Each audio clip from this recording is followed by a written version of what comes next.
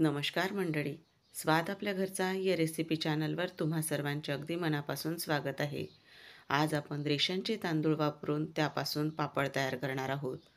हे तांदूळाचे जे पापड आहेत ते थोड्या वेगळ्या पद्धतीचे जरी असले तरी चौपट फुलणारे आहेत आणि तुम्हाला इथे तांदूळ धुण्याची गरज नाही, तांदूळ भिजवण्याची गरज नाही. तुम्ही घरात जे तांदूळाचं पीठ उपलब्ध असेल अगदी त्यापासून सुद्धा हे पापड तयार करू शकता.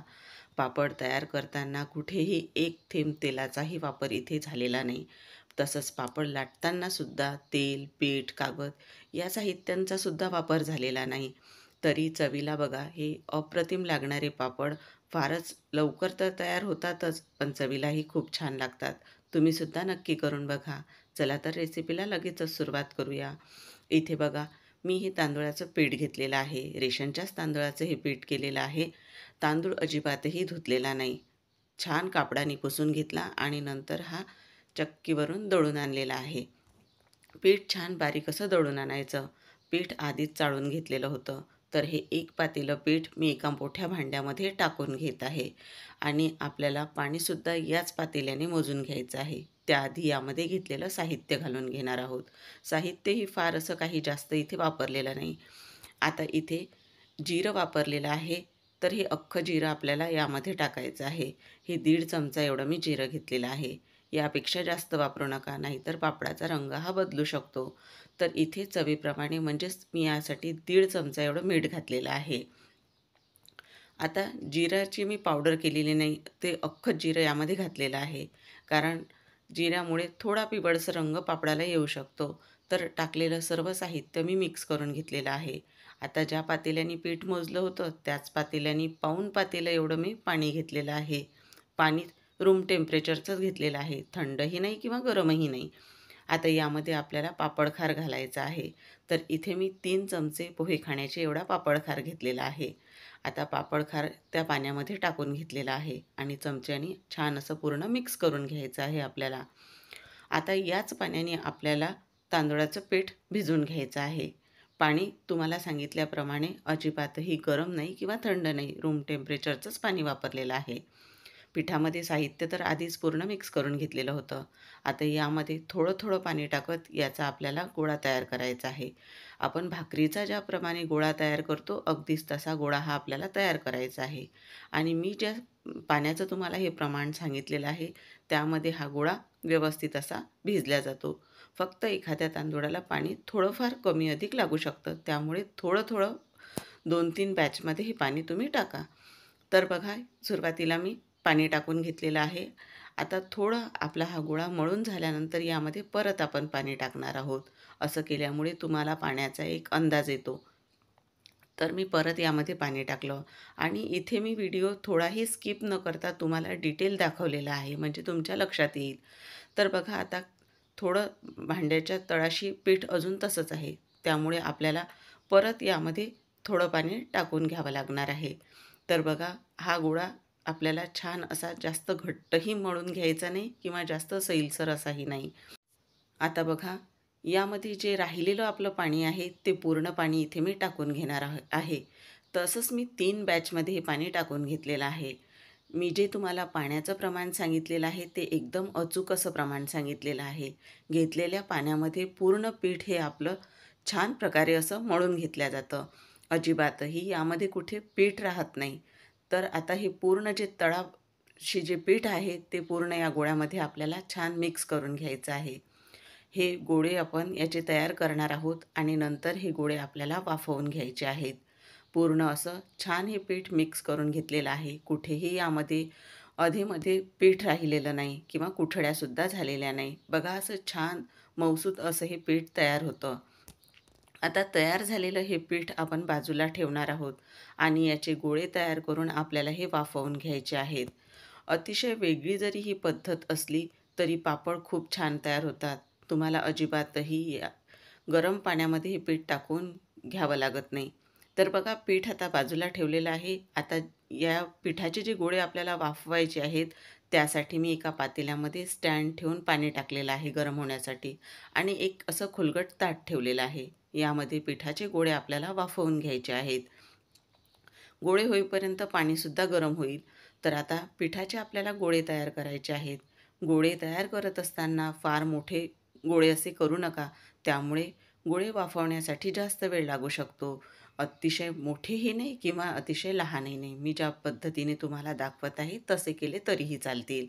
तर बघा हातावर याचा गोळा असा तयार करून घ्यायचा. अगदी लोण्यासारखा हा गोळा तयार होतो आणि मध्यभागी याला असं एक होल तयार करायचं म्हणजे वाफ सगळीकडे अशी एकसारखी लागली जाईल. तर बघा हे अशाच पद्धतीनं आपल्याला सर्व गोळे तयार करायचे आहेत. हा एक मोठा करून दाखवलेला आहे. आता यापेक्षा एक छोटा करून दाखवते. म्हणजे तुम्ही कुठल्याही आकाराचे याचे गोळे तयार करू शकता. आता असेच मी सर्व गोळे तयार करून घेणार आहे आणि आपल्याला हे गोळे 25 मिनटं वाफवून घ्यायचे आहे. तर गॅसची जी आच आहे आपल्याला ती मीडियम ठेवायची आहे आणि मीडियम आचेवरच आपल्याला हे गोळे 25 मिनटं वाफवून घ्यायचे आहेत. आता गोळे वाफवल्यानंतर याचा रंग हा बदलला जातो, त्यामुळे तुमच्या हे लक्षातच येईल. आता यावर झाकण ठेवते आणि गोळे वाफवून घेते. आता पूर्ण गोळे वाफवून झाल्यानंतर मी तुम्हाला दाखवेल. तर आता आपल्याला गॅसची आच कुठेही मोठी करायची नाही. तर आता 25 मिनटं बघा झालेली आहेत आणि गोळ्यांचा रंग तुम्ही बघू शकता बदललेला आहे. तर अशाच या रंगावर आपल्याला हे गोळे वाफवायचे आहेत. 25 मिनिटापेक्षा कमी गोळे वाफवू नका, कारण आतून गोळे कच्चे राहू शकतात. तर हे गोळे मी एका भांड्यामध्ये म्हणजेच ते ताट खाली काढून घेतलेलं आहे. आता आपण थंड झाल्यानंतर यातला एक एक गोळा मोठ्या भांड्यामध्ये काढून घेणार आहोत. तर एक गोळा मी यामध्ये तुम्हाला काढून दाखवते.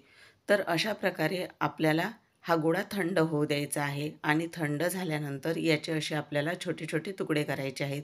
यामुळे गोळा लगेचच थंड होतो आणि नंतर आपल्याला हा गोळा थोडा मळून घ्यायचा आहे. याला मळायलासुद्धा फार जास्त असा वेळ लागत नाही. म्हणजे तुम्हाला बघा अगदी लगेच जास्त अशी कोणती मोठी प्रोसेस करावी लागत नाही. तर आता बघा गोळा आपण थोडा थंड होऊ देणार आहोत आणि आता थोडा थंड झाल्यानंतर बघा हाताने मी असा मळून घेत आहे. तर अगदी सहजपणे हा गोळा मळून घेतला जातो आणि हातावर सुद्धा तुम्हाला दाखवते बघा.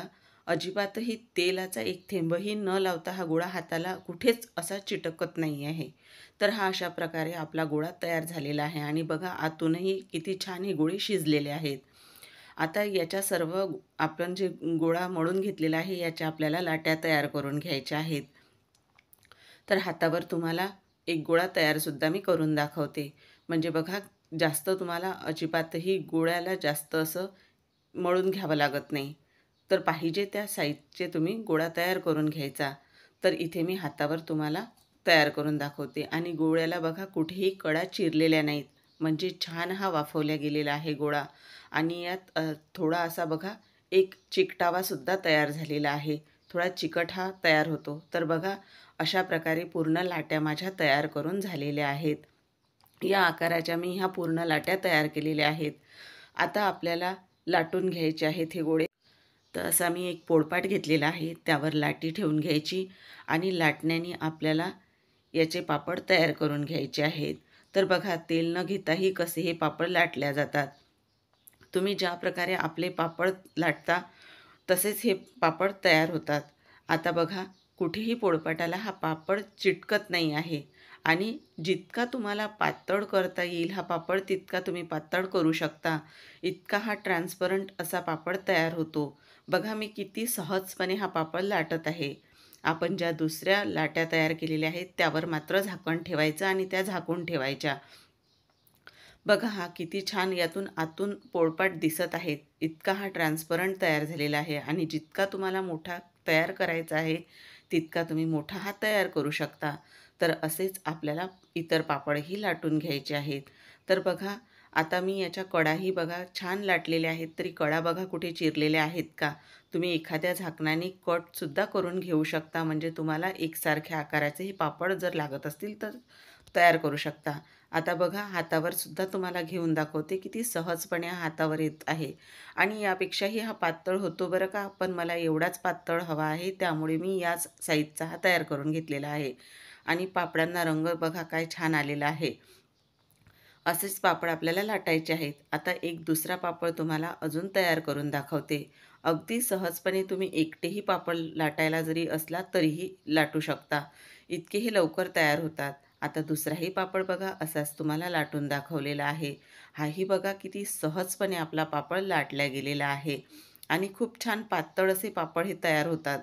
तर आता बघा हाही पापड मी तुम्हाला काढून दाखवते. किती सहज हा पापड पोळपाटाच्या वेगळा होतो आणि तुम्ही असे एकसारखे लाटून नंतरही वाळू घालून घेऊ शकता. माझे पूर्ण पापड तयार करून झालेले आहेत. मी सर्वच आकाराचे पापड तयार केले. छोटे, मोठे म्हणजे मुलं असले तर मुलांना छोटे पापड खायला खूप आवडतात. तर त्यामुळे सर्वच आकाराचे पापड तयार करून झालेले आहेत. आता हे पापड मी उन्हामध्ये वाळवायला नेणार आहे. आता वाळवल्यानंतर तुम्हाला दाखवेल. तर आता इथे पापडांना मी छान ऊन दिलेलं आहे आणि पापड बघा आपले छान असे वाळलेले आहेत. तर बघा किती पातळ असे हे पापड तयार होतात आणि एकही पापड माझा कुठे चिरलेला नाही किंवा असा तुटलेलाही नाही. इतके छान हे पापड तयार होतात. आता हे पापड तुम्हाला तळूनसुद्धा मी दाखवते. तर चला तेलसुद्धा गरम होण्यासाठी मी ठेवलेलं आहे. तर बघा पापड यामध्ये आपल्याला टाकून घ्यायचा आणि हा पापड आपल्याला तळायचा आहे. आता पापड तळत असताना पापडाचा आकारसुद्धा तुम्ही बघून घ्या, की आपण केवढ्या साईजचा इथे पापड टाकलेला आहे आणि पापड आपला केवढा मोठा होतो आहे. अगदी झटपट होणारी ही तांदळाच्या पापडाची रेसिपी बघा. कुठेही तुम्हाला तांदूळ धुण्याची गरज नाही, वाळवण्याची गरज नाही आणि बघा तेल, पीठ याचा तर आपण कुठेच वापर केलेला नाही.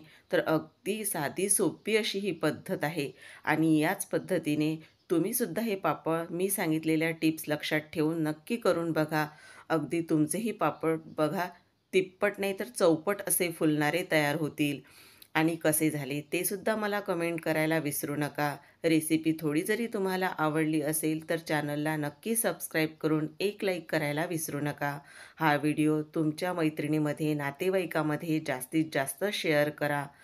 परत आपण अशाच छान छान रेसिपीसोबत पुन्हा नक्की भेटूया. तोपर्यंत धन्यवाद.